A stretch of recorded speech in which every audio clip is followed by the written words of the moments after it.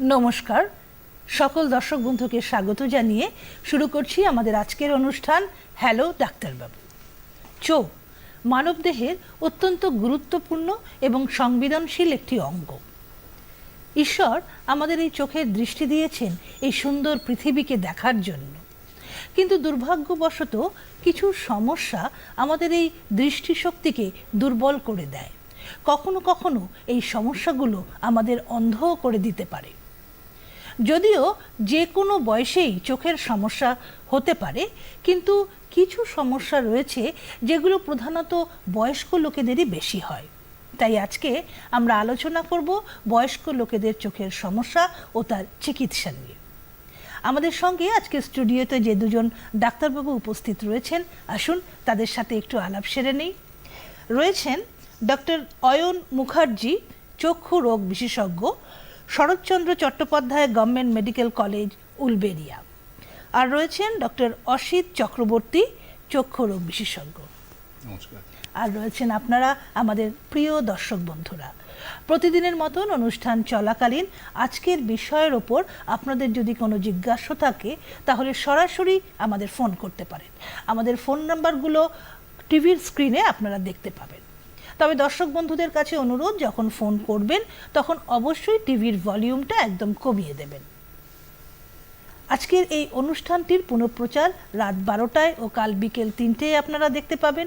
এছাড়া ইউটিউব চ্যানেলেও সরাসরি এটি দেখা যাবে। আসুন তাহলে শুরু করা যাক আমাদের আজকের অনুষ্ঠান। ডক্টর মুখার্জি এবং ডক্টর চক্রবর্তী দুজনকেই স্বাগত জানাই আমাদের অনুষ্ঠানে। আজকে আমাদের যে বিষয় নিয়ে আমরা আলোচনা করতে বসেছি, বয়স্ক লোকেদের চোখের সমস্যা। প্রথমেই আমি ডক্টর মুখার্জির কাছে যাব। এই যে বয়স্ক, যে কোনো বয়সেই তো চোখের সমস্যা হয়, কিন্তু বয়স্ক লোকেদের ক্ষেত্রে কিছু বিশেষ সমস্যা হয়। তো কি কি সমস্যা বয়স্ক লোকেদের চোখে হতে পারে?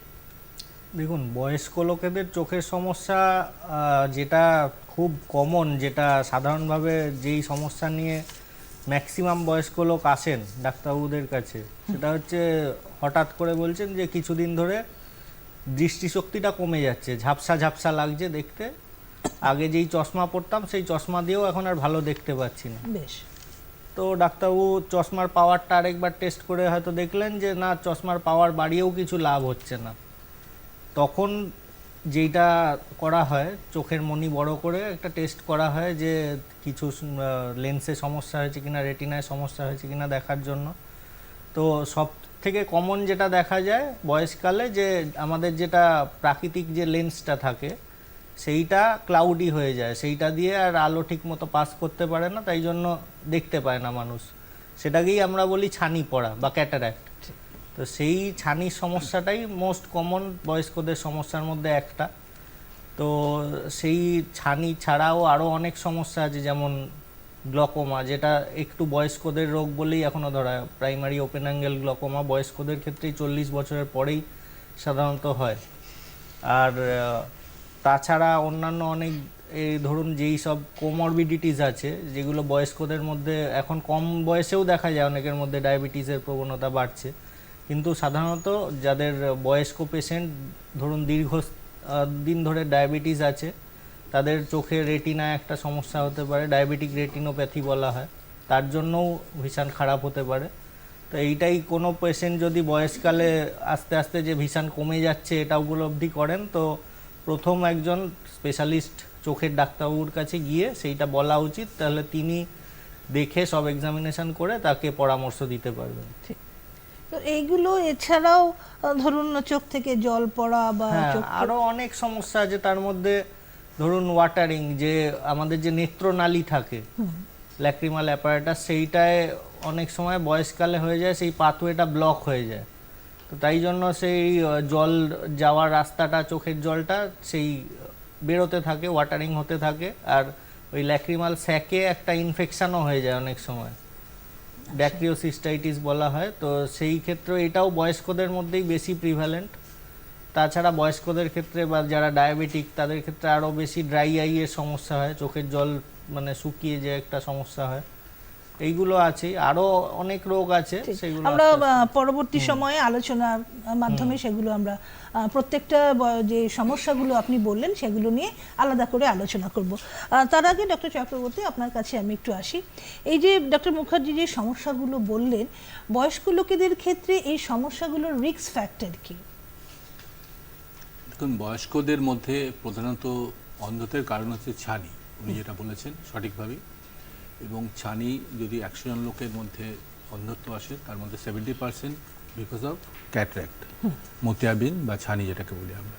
এটা মূলত হেরিডিটারি, এটা অ্যাকচুয়ালি বংশানুক্রমিক একটা ডিজিজ এবং এজ রিলেটেড একটা ডিজিজ। এটা কিন্তু প্রিভেন্ট করার সেরকম কোনো উপায় নেই। ছানিটা অধিকাংশ লোকেরই একটা এজের পরে আসতে থাকে, আসা শুরু করে, মানে বয়স্কদের ক্ষেত্রে বলছি। তবে বয়স্কদের ছানি ছাড়াও একদম জন্মগত ছানিও হতে পারে, মানে যে কোনো বয়সেই হতে পারে।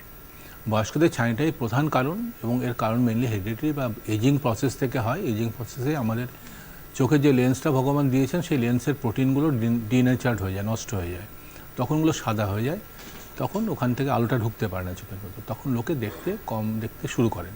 এটাই মূলত ছানির কারণ। আর অন্যান্য বিভিন্ন কারণ আছে, যেমন ট্রমাটিক ক্যাটারাক্ট, কারোর চোখে আঘাত লেগে গেল, ক্রনিক ইউভাইটিস, একটা চোখে প্রদাহ হলো, তারপর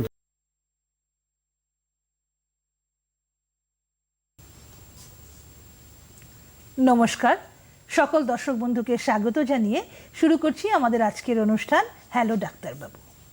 ঈশ্বর আমাদের এই অমূল্য চোখ দুটো দিয়েছে এই সুন্দর পৃথিবীকে দেখার জন্য, আমাদের কাছের মানুষদের দেখার জন্য। কিন্তু চোখের বিভিন্ন সমস্যা বা অসুখে এই দৃষ্টি আমাদের অনেক সময় ঝাপসা হয়ে যায়, এমনকি কখনো কখনো আমরা দৃষ্টিহীন হয়েও পড়ি। একজন দৃষ্টিহীন মানুষের জীবন যে কতটা ভয়াবহ তা আমরা কল্পনাও করতে পারি না। তাই আজকে আমাদের এই অনুষ্ঠানে আমরা চোখেরই এরকম একটি অসুখ নিয়ে, একটি সমস্যা নিয়ে আলোচনা করব, যার নাম গ্লোকোমা। গ্লোকোমাকে আমরা বলি নীরব ঘাতক বা সাইলেন্ট কিলার। আজকে এই অনুষ্ঠানে আমাদের সাথে যে দুজন চক্ষু রোগ বিশেষজ্ঞ এসেছেন, আসুন তাদের সাথে আপনাদের আলাপ করিয়ে দিই। রয়েছেন ডক্টর অয়ন মুখার্জি, চক্ষু রোগ বিশেষজ্ঞ, সাগর দত্ত হসপিটাল। রয়েছেন ডক্টর অসিত চক্রবর্তী, চক্ষু রোগ বিশেষজ্ঞ। আর রয়েছেন আপনারা আমাদের দর্শক বন্ধুরা। প্রতিদিনের মতন অনুষ্ঠান চলাকালীন আজকের বিষয় নিয়ে, অর্থাৎ গ্লোকোমা নিয়ে আপনাদের যদি কোনো জিজ্ঞাসা থাকে বা কিছু শেয়ার করতে চান, অবশ্যই আমাদের সরাসরি ফোন করুন। আমাদের ফোন নাম্বারগুলো টিভির স্ক্রিনে আপনারা দেখতে পাবেন। তবে দর্শক বন্ধুদের কাছে অনুরোধ, যখন প্রশ্ন করবেন প্রশ্নটা সংক্ষিপ্ত করবেন এবং টিভির ভলিউমটা কমিয়ে দেবেন। অনুষ্ঠানটির পুনঃপ্রচার আজ রাত 12টায় আপনারা দেখতে পাবেন। এছাড়া ইউটিউবেও এই অনুষ্ঠানটি আপনারা দেখতে পাবেন। আসুন তাহলে শুরু করা যাক আমাদের আজকের অনুষ্ঠান। ডক্টর মুখার্জি এবং ডক্টর চক্রবর্তী দুজনকেই স্বাগত জানাই আমাদের অনুষ্ঠানে। আমি প্রথমে ডক্টর অসিত চক্রবর্তীর কাছে যাব। ডক্টর চক্রবর্তী, আজকে আমরা যে বিষয়টি নিয়ে আলোচনা আসছে, অর্থাৎ গ্লোকোমা, খুবই প্রাসঙ্গিক একটি বিষয়। তো চোখের তো আমাদের নানা ধরনের অসুখ হয়, নানা ধরনের সমস্যা হয়, কিন্তু এই গ্লোকোমা চোখের কি ধরনের সমস্যা? গ্লোকোমা নামটার মধ্যেই কিন্তু গ্লোকোমা রোগটার ইতিবৃত্তান্ত রয়ে গেছে। যদি আমি খুব সংক্ষেপেই বলছি, যেমন গ্লোকোমার হচ্ছে GLAUCOMA, 8টা অক্ষর আছে। জিতে হচ্ছে it is a genetic disease, genetic বা হেরিডিটারি ডিজিজ।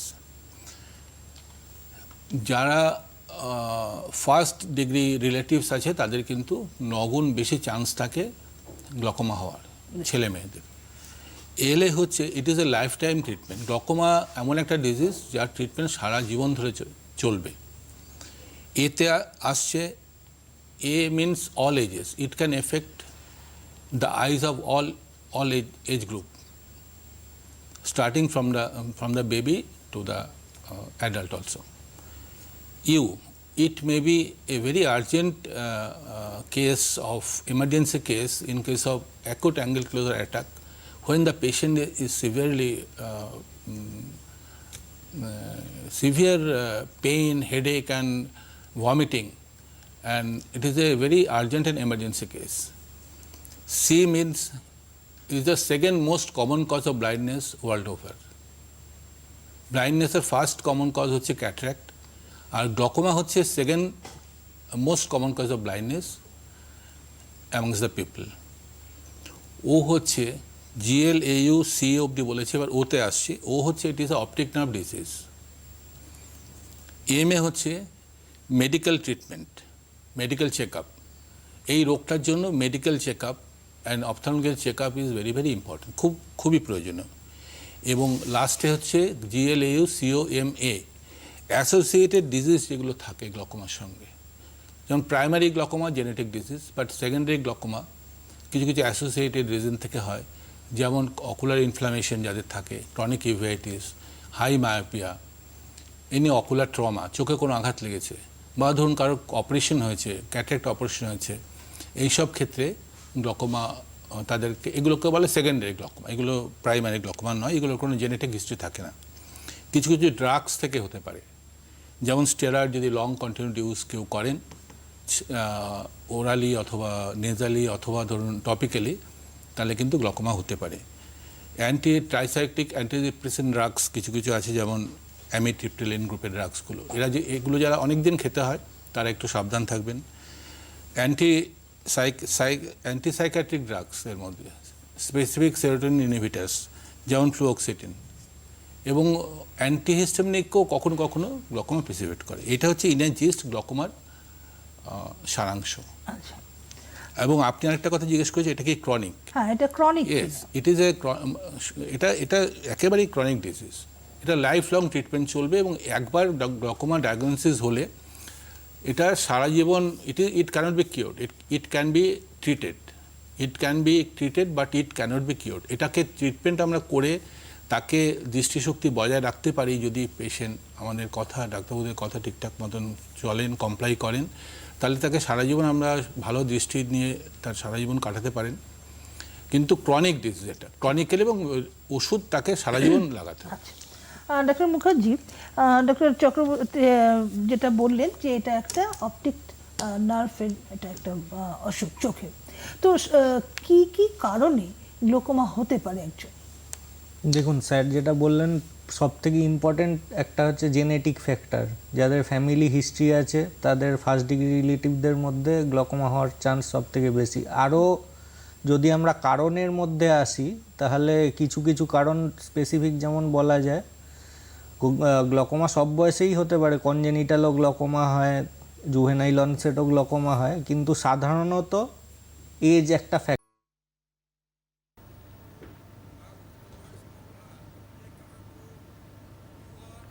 নমস্কার, আপনাদের সবাইকে স্বাগত জানিয়ে শুরু করছি আমাদের অনুষ্ঠান হ্যালো ডাক্তারবাবু। খেলবো হোলি, রং দেব না, তাই কখনো হয়? ঠিকই তো, রং ছাড়া রঙের উৎসব কি করে হতে পারে?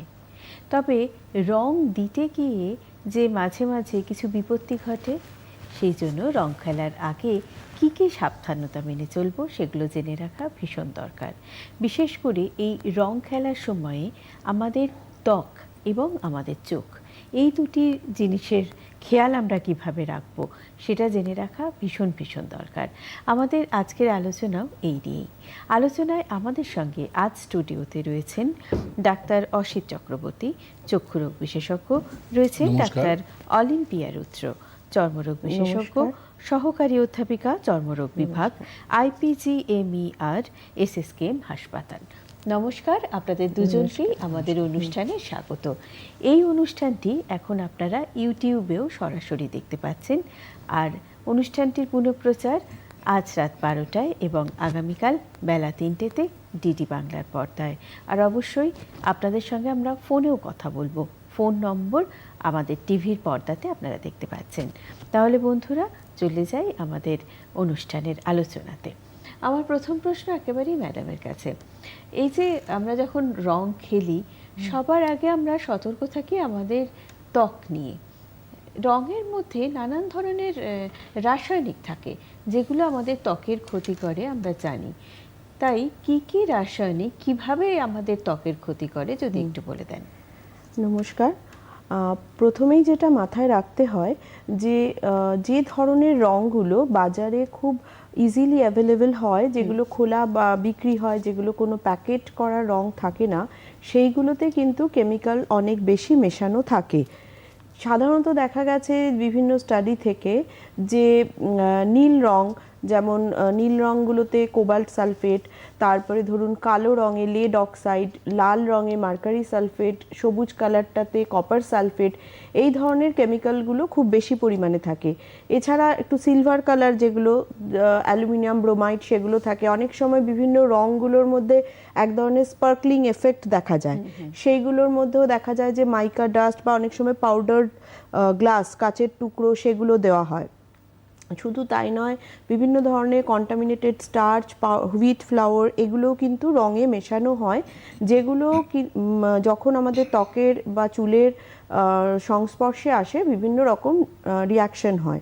এবং আমরা খুব সহজভাবে বোঝাতে গেলে দুটো ভাবেকে ভাগ করে এই রিয়াকশনগুলোকে বোঝাই। একটা হচ্ছে রঙটা প্রস্তুত যখন করা হচ্ছে তখন কিছু প্রবলেম হতে পারে, এবং রঙটা যখন খেলা হচ্ছে তখন, এবং যখন পরবর্তীকালে রং আমি তুলতে যাচ্ছি তখনও বিভিন্নভাবে সমস্যাগুলো আসতে পারে। রং তার আগে একটা জিনিস জিজ্ঞেস করে নিই, আমরা যখন বাজার থেকে রং কিনি তখন কিন্তু আমরা বিভিন্ন ভাবে কিনি রং।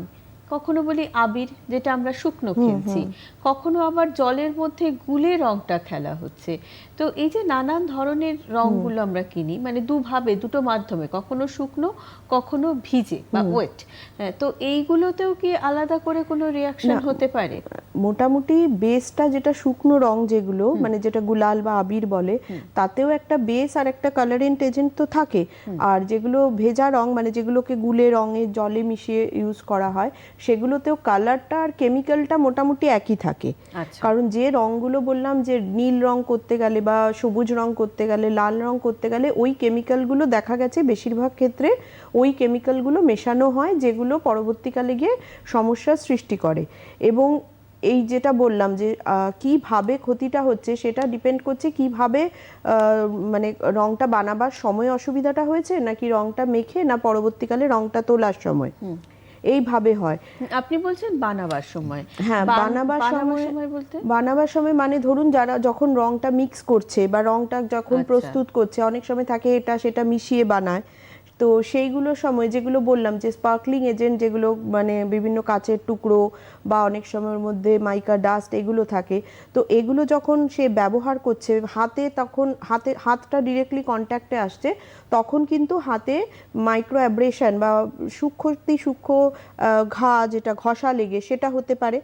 এছাড়া ধরুন কারোর নখের এখানটা যখন ওই জল রংটা দিয়ে বানাচ্ছে, নখের ওখানগুলোতে ইনফেকশন ঢুকে গিয়ে সেখান থেকে নখকুনি বা প্যারোনাইকিয়া, সেগুলো হতে পারে।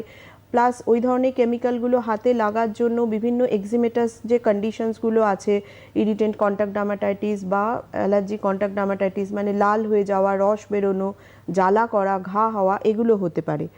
আর এছাড়া লাগানোর পরবর্তীকালে বা যখন আমি তুলতে যাচ্ছি তখন ওই সেম কারণে জোরে ঘষে ঘষে তোলা, এগুলোর জন্যও কিন্তু মেকানিক্যাল অ্যাব্রেশন হয়ে সেটা থেকে বিভিন্ন ক্ষতিগুলো হতে পারে। কারণ কেমিক্যালগুলো অনেক ইনট্যাক্ট স্কিনের থেকে সবসময় ড্যামেজ স্কিনে অনেক বেশি এফেক্ট করে। ঠিক, তো আমরা সেইভাবে জানবো ক্ষতি হতে আস্তে পারে। আস্তে, আমরা যত আলোচনা এগোবো তত নিশ্চয়ই এগুলো নিয়ে আরো বিস্তারিত আলোচনায় যাব। তার আগে স্যারের কাছ থেকে জেনে নিই যে এই একইভাবে রং তো চোখে লাগছে, এবং চোখে লাগার সাথে সাথে চোখে নানান ধরনের রিয়াকশন শুরু হয়, আমরা জানি। ঠিক কি কি সমস্যা নিয়ে, মানে হোলি হয়ে গেল তারপরেই কি কি সমস্যা নিয়ে পেশেন্টরা আসেন আপনাদের কাছে? দেখুন, আজকে হচ্ছে শুক্রবার, আর দুদিন পরেই আমাদের দোল, আর একদিন পরে আমাদের হোলি। একদম আমাদের এটা ভীষণ একটা ইম্পর্টেন্ট একটা ফাংশন, এবং এটা প্রচলন হয়েছে ভগবান শ্রীকৃষ্ণ এবং দেবী রাধার অপূর্ব প্রেমের